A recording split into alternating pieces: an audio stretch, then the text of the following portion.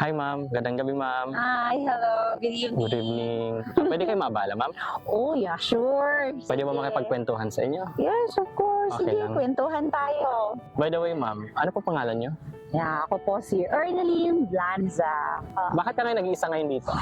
Naglalakad lang, nagpapahangin. Masarap kasi dito sa parke eh. Kung gusto mo ng peace of mind tuwing gabi, pwede ditong pumunta talaga kasi pwede kang umupo kahit saan. Basta may upuan. Ito yung sa tingin kong the best place. Ma'am,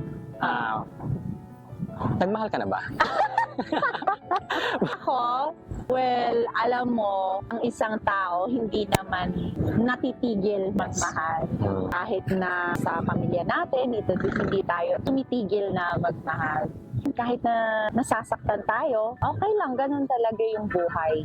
Lagi-lagi lang tayo nasasaktan. Kailangan nating lumaban sa buhay. Nasasaktan ka man before, nasaktan ka, mag-move on. Ganun ang buhay eh. People come and go. Ang pinakang lesson doon, natuto ka, magmahal. Kakibat natin sa buhay yung pagmamahal. Kung nasaktan ka, at least nagmahal ka. At least binigay mo yung best mo. O kung hindi bumalik yung pagmamahal na ibinigay mo, tanggapin mo, at least natuto ka, at least nagmahal ka.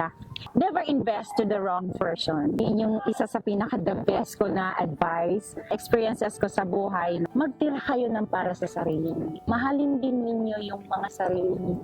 Nice. Kasi at the end of the day, walang ibang magmamahal sa sarili natin kundi sarili natin. Walang ibang papalakpak sa sarili natin kundi sarili natin. At least may isang tao na niwala sa'yo at ikaw yun mismo.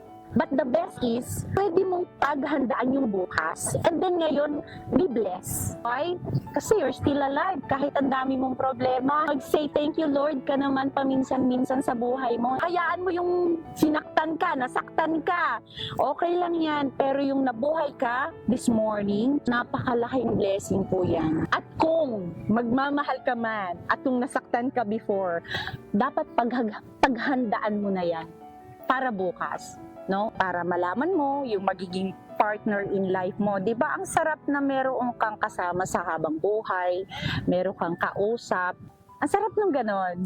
Para sa'yo ma'am, paano maging tunay na masaya? Yung tunay na saya, wag ninyong hanapin kahit na kaninong tao. Please lang.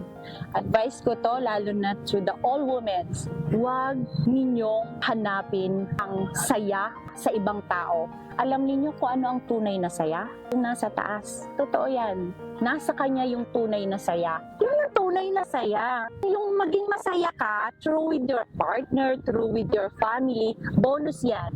So kung meron tayong kasama sa pagtanda, meron tayong magiging anak, meron tayong magiging pamilya, alam niyo ang tawag ko dyan, bonus.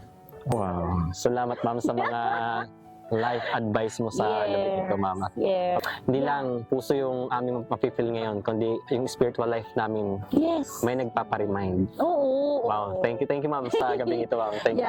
Yeah, thank you so much. Thank you so much. Alam mo, blessing na nakilala ko kayong lahat. Sobra.